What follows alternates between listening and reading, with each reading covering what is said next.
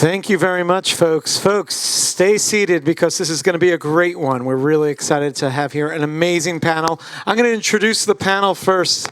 I'm going to start with, of course, the stars here so you can get it all out of your system. Sam and Dan Habib. Samuel and Dan Habib.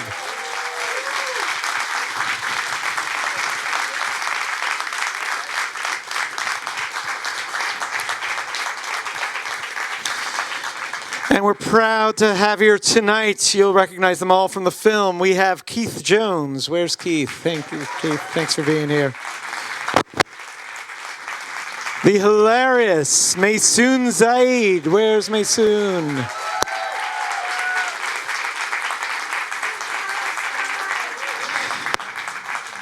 And coming to us live via Zoom, the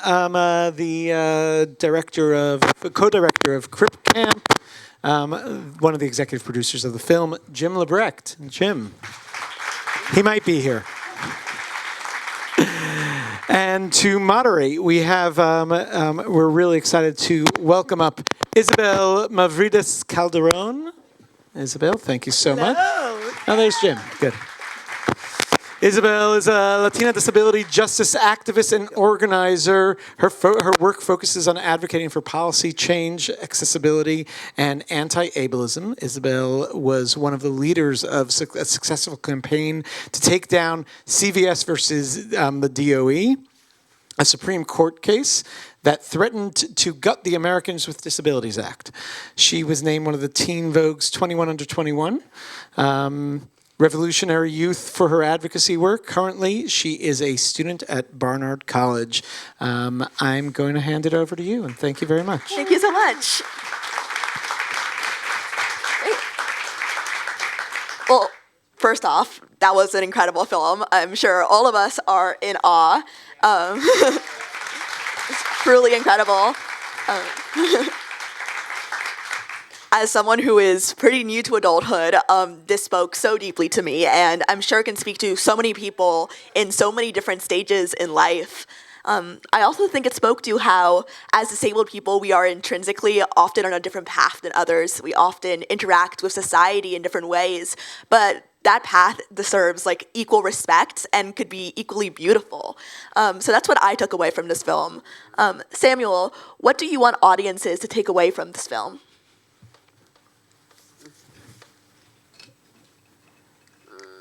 My goal for the film is that people won't talk down to disabled people. I want everyone to know that disabled people demand respect and rights. And I want other young adults with disabilities to have the same opportunities that I've had for healthcare, inclusive education, college, assistive technology, jobs, making friends, advocacy, and independent living. I hope parents who will watch this film will see that they should include their kids in everything, like my family has done. And I hope schools and colleges who watch this film will commit to include disabled students alongside their non-disabled peers. All of my schools have been inclusive, and that made a big impact on my education, and led to my life now as a filmmaker. Our film will let people learn from disability role models about how to live a full life with a disability as they transition to adulthood. This film will help people understand how to talk to me and other people with communication challenges. Young people with disabilities who have seen the film so far have told me that they have the same questions as I do about dating, sex, moving out of their own family's home, how to respond when people talk down to them, work, and college. That means a lot to me. Absolutely. I think that everything you're saying is so true, and it provides something so deep to the disabled community, but to wider communities to learn and how to respect and how to engage with the disabled community, which is so critical. We are so lucky to be in this beautiful space, but also this incredibly accessible space. I think this has been one of the most accessible events that I have ever been a part of. And unfortunately, creating truly accessible events within the film industry is still a major problem. So Dan, can you tell us more about this incredibly innovative partnership between the DOC and ReelAbilities to make this screening as accessible as it is today? Yeah, thanks, Isabel. Thanks, Isabel. So I do want to just once again commend DOC NYC and ReelAbilities for this effort. And it was kind of months of planning, because originally when we were so honored to be part of this festival, to DOC NYC, they had 2 venues downtown, which is, New York is not the most accessible place in the world. One venue, I believe, had 4 wheelchair spots, and one had maybe 5. A rough count of the people here tonight, I'm thinking there's 20 people using wheelchairs, right, and companions. So we basically said, this isn't going to work for us. And DOC NYC, to their credit, when we brought up the idea of partnering with ReelAbilities, and ReelAbilities, to their credit, said, we'll host this event, we'll co-partner, and everyone just went for it. And then we said, well, of course, and ReelAbilities said, of course, we're going to have CART, we're going to have ASL interpretation, we're going to provide hearing devices for audio description, we're going to have open captions. It was never even a question. So that's an incredible story, but this can't be a one-off thing. You can't just have one event accessible in a whole film festival, or for that matter, in a whole cultural mecca like New York City. We have to make sure that every event from the very beginning is thought through and say, how are we going to accommodate and welcome a very diverse audience of people by abilities. So just, I guess I'll say finally, as Keith said in the film, a person's disability is really defined or limited by the gap between a person's abilities or disabilities and the environment in which they're expected to function. And tonight, with all these accommodations, that gap was very small. Yeah, Samuel is saying bullshit, because we did have a festival experience down in D.C. at a festival we will not name, but you can read our article about it in Documentary Magazine that Jim co-wrote, and Sarah, about like the awful, incredible fire hazard disaster we had at a festival in D.C. that really led to us doing this. So I want to thank everybody, and I would be remiss if I didn't say also, just briefly, we're trying to find distribution for this film, and one of the ways that you can help us find distribution is fill out that audience award link you get, send it to the people who don't have ticket, who maybe you brought but weren't on the email, and ask them to fill it out, because winning an audience award at DOC NYC would be a really big deal for us. So please, please, please fill that out. I just had to say that. Thank you. Oh, thank you. And I think that it's truly wild how even when films are about disability, and even when people are speaking about disability, how things can still be inaccessible. I think anyone in the disability space has experienced that. Isabel, that is so not wild. It is literally the norm. The norm. It's what happens every single day. Totally not wild. Yeah. Sorry, Absolutely. kiddo. You're totally right. Absolutely. And Jim, I am sure that you have huge perspectives on this. Truly such an honor to be in your presence as someone who is a powerhouse in the disability rights space and also in the film space. So accessibility in the film industry has been a huge major focus of your work. I'm not sure if you can hear me, but I will project. Can you tell us about... Sorry, what? Can you hear me? Yeah. Oh, yes, we can. Can you tell us about the obstacles you see for accessibility in film production and events, and how film teams like the Ride Ahead and other filmmakers that you have worked with in the field, for example, in films like Fire Through Dry Glass, are doing, what are they doing to make it through these barriers and to make the film space more accessible? Well, thanks for that question. First off, let me say, I so wish I was there with everybody in person. And someday, Keith and I will be in the same room, and I'm so deeply grateful to be part of this film. It's meant so much to me. Look, documentary space and accessibility is a bit different than it is for when you're working in narrative film. I would say that the biggest barriers we all have are, first off, in the narrative space, certainly is an attitude, gee, we can't hire people with disabilities because it's going to cost us more money. There's all these negative stereotypes that really are not true. And even, in just trying to get work, I've been really focused on trying to advocate for entry-level positions for folks that don't involve endurance or great dexterity. These things are very important. For me, I found an organization called Forward Doc, which stands for Filmmakers with Disabilities Working in Documentary. And we are over 1,000 members strong at this point, internationally. And we are a group of disabled documentarians and our allies. And we are having a huge impact on film festival accessibility. And what Dan and Sam were able to pull off with DOC NYC is the best case scenario. Working with an organization that wants to get it right. And so I think that,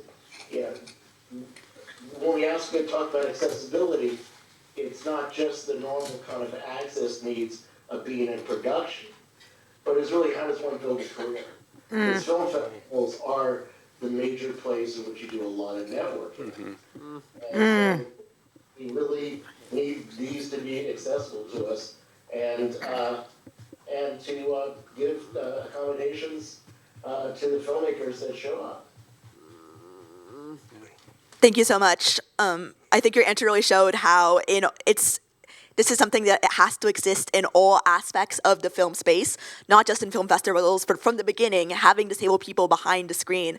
And I think the fact that we had disabled people behind the screen in this film was incredibly evident. You can tell when disabled people are telling their own stories. And on that note, Maysoon, I stayed up until 3 a.m. watching your videos last night. You are absolutely hilarious. That sounds dirty.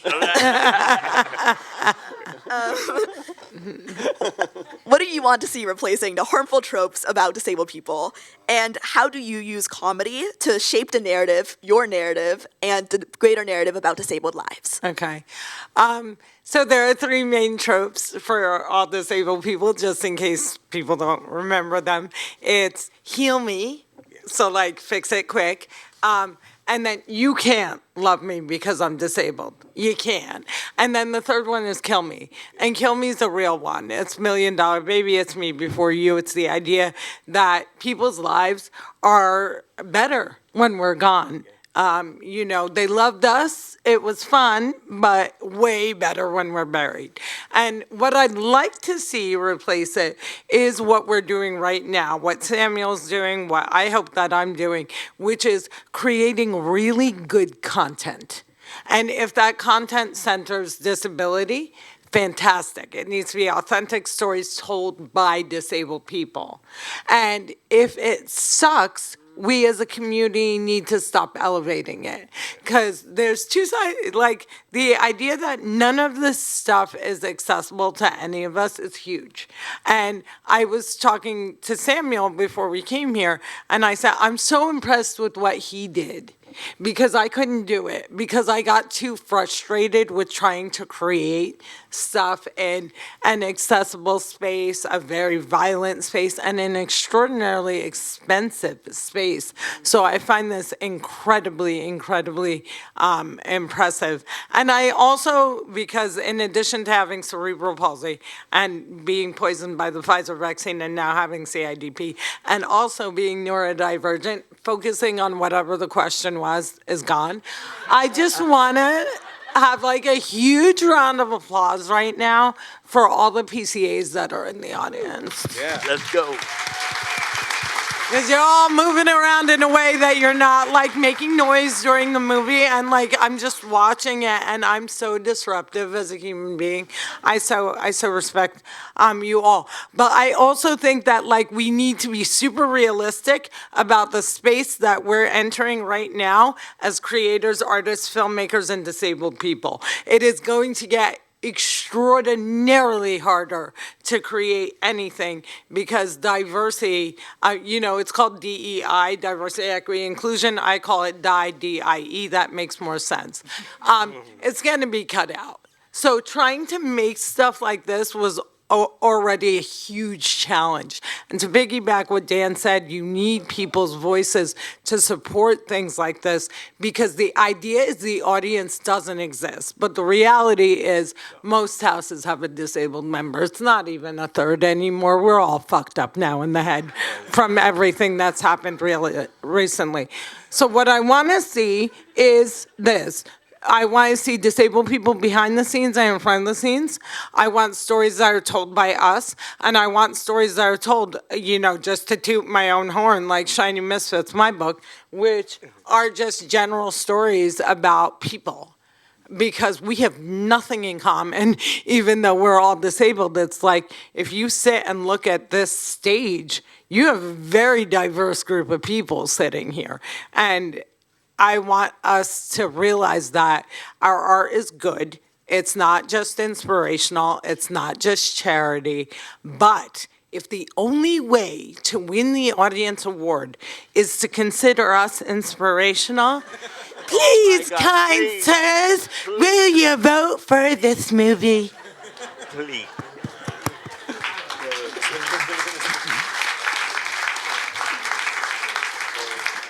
Thank you. And maybe one day we can get to the point where we can create bad media that is not good. Oh, we create so much bad media. Go on disabled TikTok, we suck.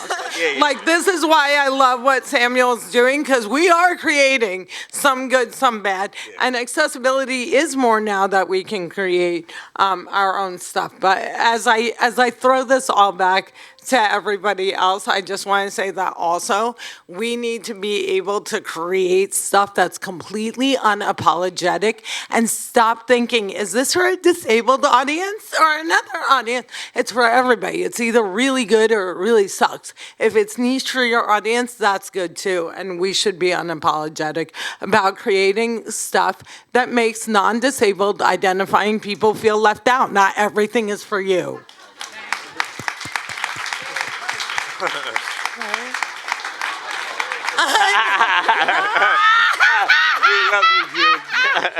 Leave it to the white man to upstage me. So true. Samuel, in the Ride Ahead, you were telling...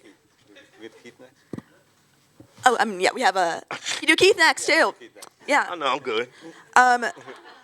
We have many questions. So this film is very much centered around mentorship. So Keith, what role has mentorship played in your life? And how can mentorship opportunities be expanded for disabled youth everywhere? Does your music play a role in your own mentorship efforts? Can you hear me? Yeah. Okay. Mentorship played a role. My first mentor was when I was 13. Ken, he was an artist. Mentorship plays a big part in disability because you don't see us. And when you do see us, it's, oh my God, Maysoon, you're so brave. Oh my God, Sam, oh my God, you're so cute. Fuck that. But if you have a mentor, then your mentor can say to you, bruh, this is how you're gonna have to move. If you want to date, this is how you're gonna have to date. If you want to move through society, that even if you are a person with a disability, depending on where you are with your social status, if you have a mentor who can give you the world in a way that you never see, it's critically important, particularly for young girls with disabilities, particularly for young men with disabilities, particularly for kids of color. Because once you have a disability and you add an ethnicity to it, you get the double whammy. If you add a disability to it and a religious backdrop, you get a triple whammy. So mentorship is critically important. One is personally reaffirming to your humanity. And it also says something, because some of the people that will kneecap you in your life can be the closest people to you. And if they are close to you, they don't see your potential, but your mentor can show you a world way beyond that. So mentorship is critically important, and music just gives you a funky-ass soundtrack to do it. Yes. Well, thank you so much. And similarly, Jim, mentorship is also a huge part of your role and your relationship with Samuel. So what role has mentorship played in your life, and how can we strengthen a feeling of community among disabled people? This is a great question, and I have to say that as a 15-year-old going to Camp Jeanette, meeting Judy Human, and all of the disabled counselors I met there, and disabled young adults that were older than me, it was I had a huge impact on my life.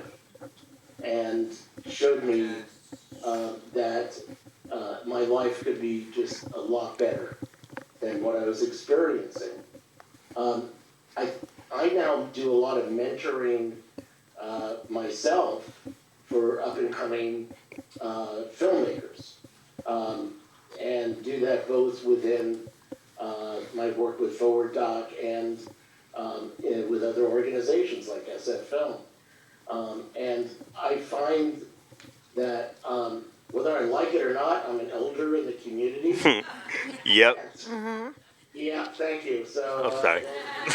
so I'm not, but I, especially right now, with the results of the election, where so many of us feel very vulnerable, scared, feeling like, for the love of God, life is tough enough as it is.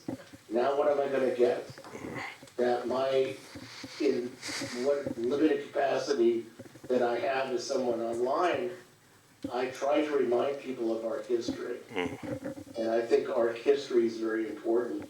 And I think every community must look at their history in regards to seeing where we started and how far we have come. And to realize there's so much resilience in the disabled community and so many other communities. And I think the most important thing for us all to do is to come together. The disabled community must come together, but we must come together like we saw for the fight to pass the 504 resolutions. Yeah. This came in and helped us people sitting in, where that we have to really kind of find a way for the disabled community to really come back together to remind society and politicians that we are not disposable, we are not optional, and we are not going away. That's right.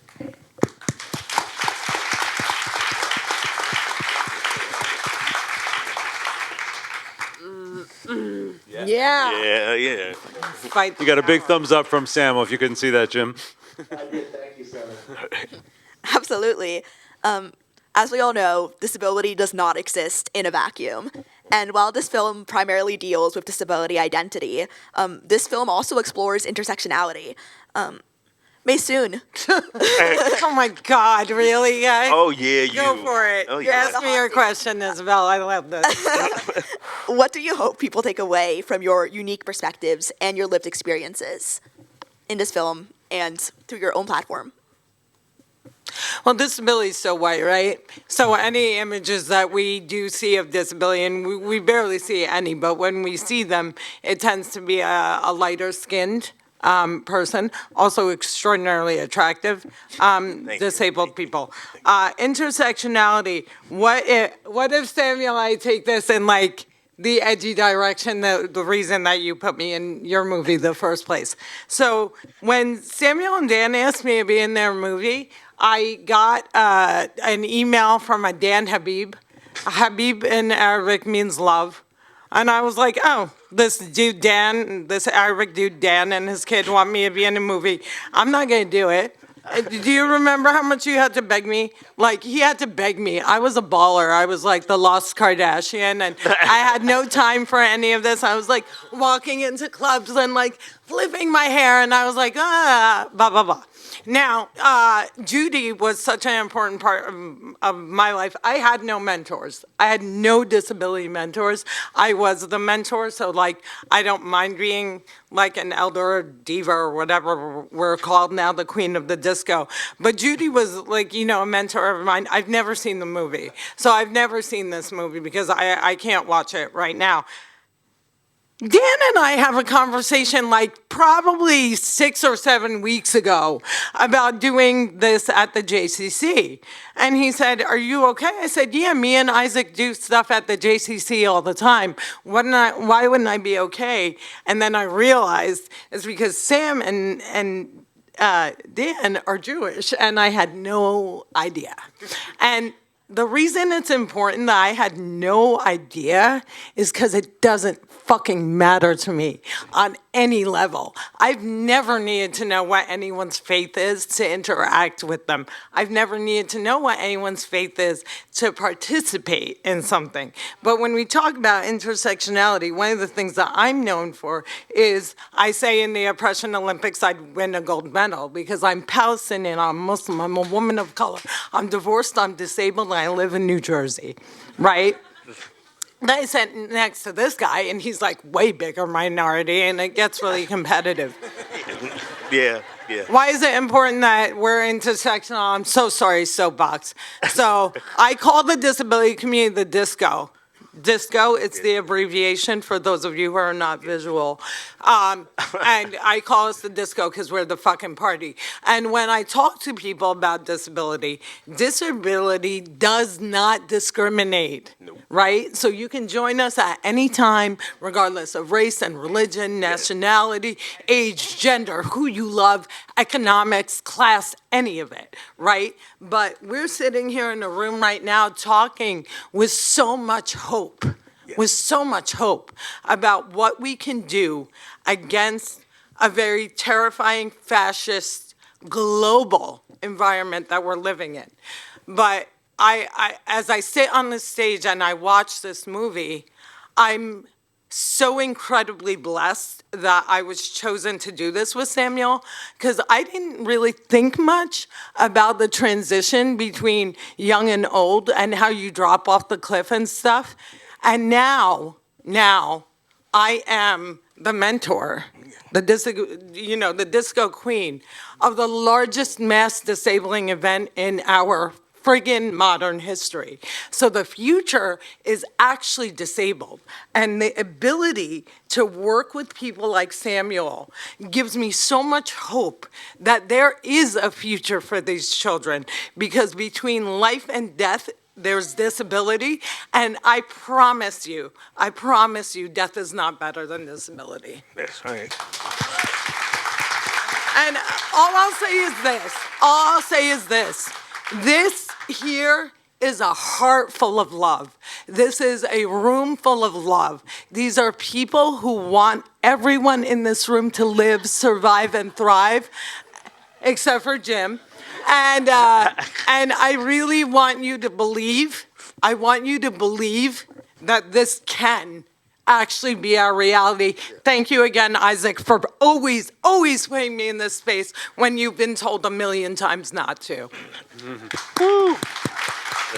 Sorry, Samuel. I had to steal your sunshine because I never had the bravery to do what you did. So another round of applause for our amazing director.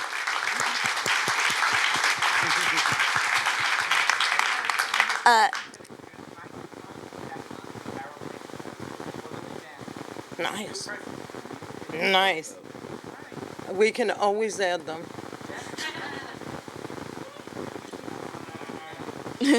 Pivoting to Sam, in the Ride Ahead, you are truly sharing your coming-of-age story. And the Ride Ahead team has done an incredible job of putting together resources to educate audiences about language, disability, ableism, like going to college with a disability. It's truly so many incredible resources for audience members because, unfortunately, despite the fact that 1 in 4 people in the United States are disabled, it is a true reality that a lot of people watching this film, this might be their first time seeing a truly accurate portrayal of a disabled lives and disabled lives beyond a monolith. So, Samuel, how do you feel about the media portrayal of people with disabilities? People with, be patient and do not talk down. Be patient and do not talk down to me. Be patient and do not. Somebody got so enthusiastic he hit the button twice, so we're just going to go back. One, give me a second here. Good. Where are you, Sam? Hi everyone. Wait. And thanks. My goal for the film is that people won't talk down. People with disabilities should have their voices heard and we should be able to tell our stories. I don't like that movies and stories about people with disabilities are often about curing or saving or even killing the person because they have a disability. Or you will see someone with a disability have an awesome talent at something and people will be inspired and respond to the talent in a way they might not to someone that doesn't have a disability. We are not existing and living to be your inspiration. So true. Yeah.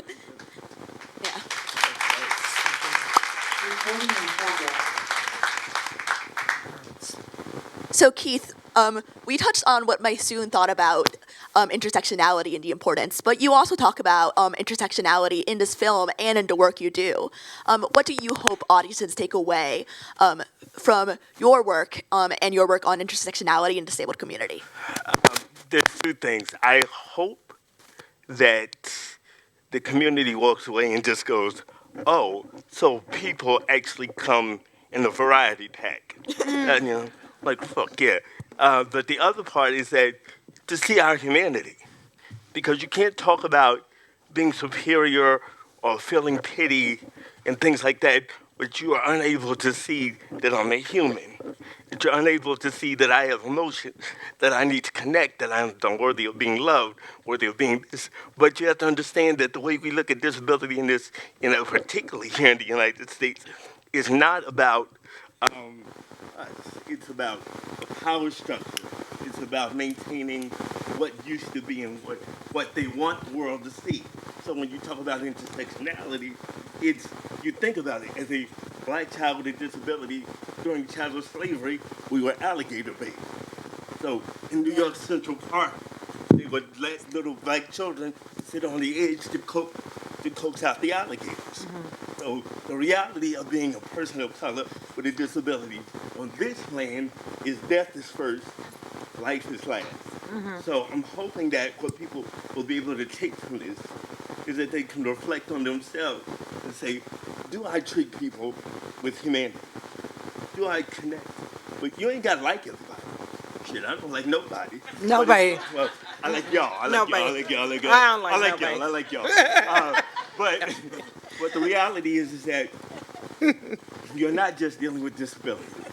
You're dealing with racism, xenophobia, sexism, misogyny, classism. So if you understand that, your disability falls somewhere on that scale. So I'm hoping that with this film, you'll see Sam as Sam with a big-ass wheelchair, but it's still Sam, right?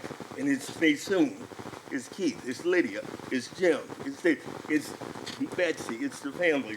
And to see that we are all people, because I always find it interesting that the most brilliant people are dumb as hell when it comes to dealing with disability. And so I'm hoping that they will take their heads out of their asses and treat us with dignity and respect. Full stop. What's the benefit, though? But what? What's the benefit for them? To take their head out of their ass? Yeah. They can breathe better. Okay, thank you. I just wanted to set him up. I knew it was there.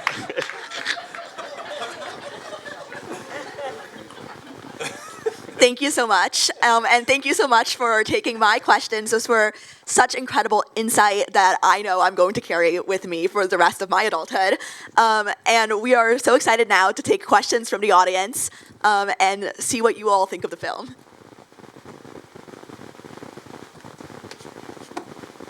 There's a woman right there. A person, sorry.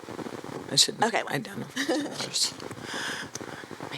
Thank you so much. I just want to say, first of all, I absolutely love the film. I can't wait to show it and share it with people I know. Thank you. It is such an important film.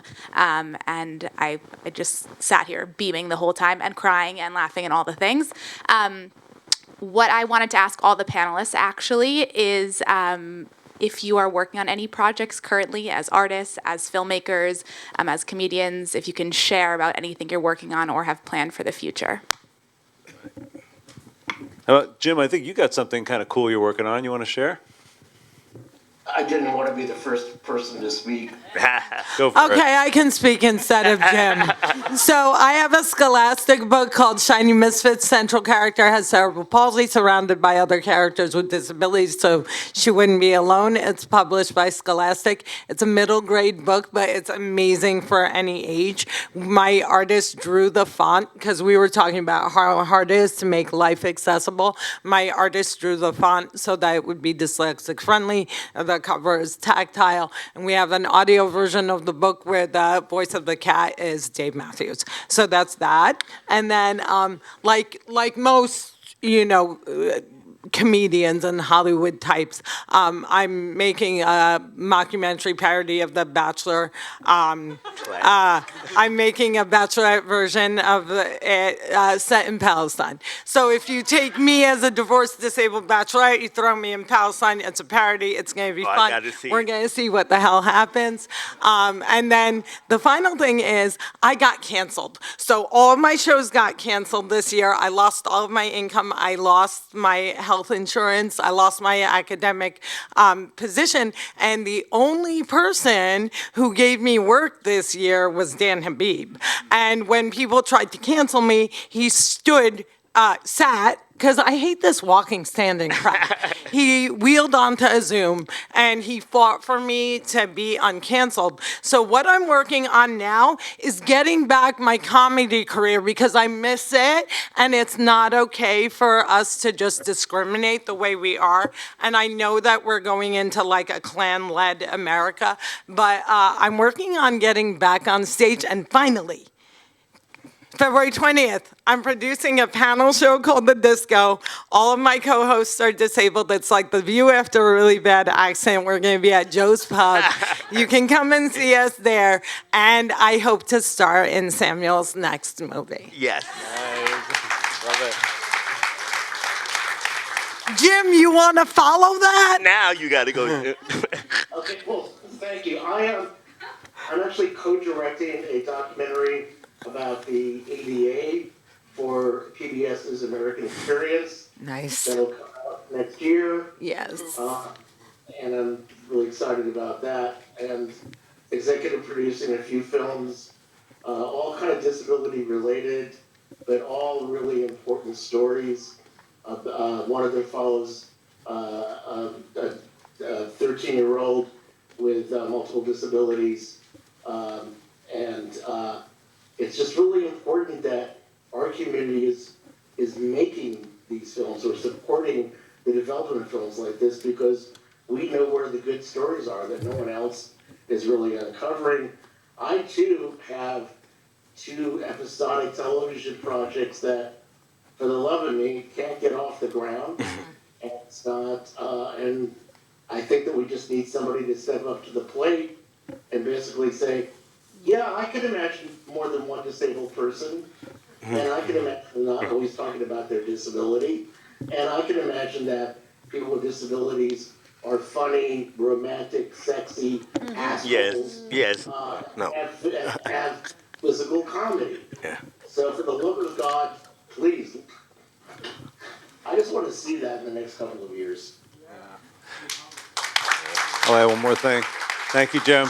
I just wanted to say that, so Sam and I just finished this film not too long ago. When you're independent filmmakers, getting the film out into the world becomes another full-time job for like a year or two. So that's what we're working on now. And it's a whole team effort. We have Erica, our co-producer here tonight, Kylie, our social media manager, all these amazing people that were part of this project are here working like every day to get this film out into the world. So that's one big project that we're doing. But Sam and I do talk about more films to make. You have to let it percolate. It takes like 4 years and like $1 million worth of fundraising. Yep. So you don't want to take anything on lightly. So we're percolating some ideas. But also Samuel's got like a pretty big life outside of filmmaking too. And I asked him if he wanted to share about that. So go ahead.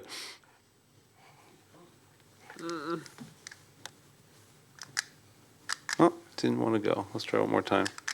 Hold on. Device is being temperamental.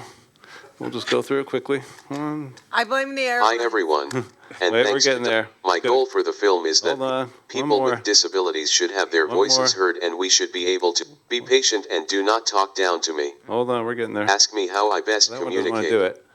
Slow down the pace of the conversation to create more space for me to contribute. This is a great... If you don't understand me, ask me to repeat what I said. If I'm typing on my device, don't start another conversation. Please wait for me to finish. Actually, let that play because it's such great advice that I think everyone needed to hear it again. But this is what Samuel's up to now. We'll do the other page with direct selection.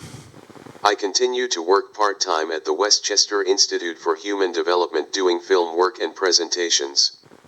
The past few years, I've been in college at NHTI, the local community college in Concord, New Hampshire, working towards my liberal arts associate's degree. I'm taking this semester off for the film launch, and then I'm attending Southern New Hampshire University, a 4-year college, starting in January. I also had a job last summer at a music venue in New Hampshire called Meadowbrook, scanning tickets. I got to see a bunch of free shows.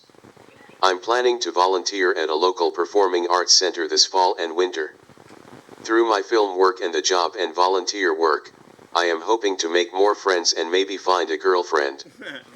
That's the biggest project, right? In progress. Keith, anything from you? Yeah. So I don't. Can you hear me? Okay. So the movie, if you get a chance, there's a movie called, we just did it. It's an independent film called Special Needs Revolt, where the lead character is a person with Down syndrome who wakes up under a Trump-type presidency, and we take over and we save the disabled community in America. You can find it online, Special Needs Revolt, on IMDb. That's 1. We're working on the new album. That's 2. And there are 3 other documentaries, Disabled Artists Creating Our Spaces, We the Most Beautiful People, and The Ride Ahead. So that's what I'm doing. We all work so much because it is so incredibly expensive to be disabled. Oh my God. We each have like 95 jobs. Oh my God, yes. Right? Oh God. Oh my yes. God. Can I mention one other thing, which is at DOC NYC, another film called Patrice. Yes. Yeah. The movie, and it deals with the marriage penalty. Yes. And it's a really, you still should vote for this one. Documentary, but just saying that it's another important film. Yeah,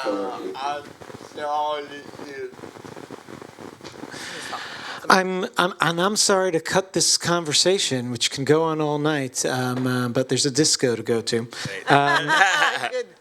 I want to give a huge thank you, first of all, to the panel here. I will remind everybody to check their email. Don't delete that email from DOC NYC because it's going to have your voting options there so you can give it the Audience Award. DOC NYC goes in person till November 21st and then continues till next year, virtually, I think till December. Please support these films and check out more. Thank you so much for being here with us tonight. Thank you for being a part of this and allowing us to do this in this way. Thanks, everybody, for coming. We really appreciate it. Thank you so much. Thank you. So good to be with you.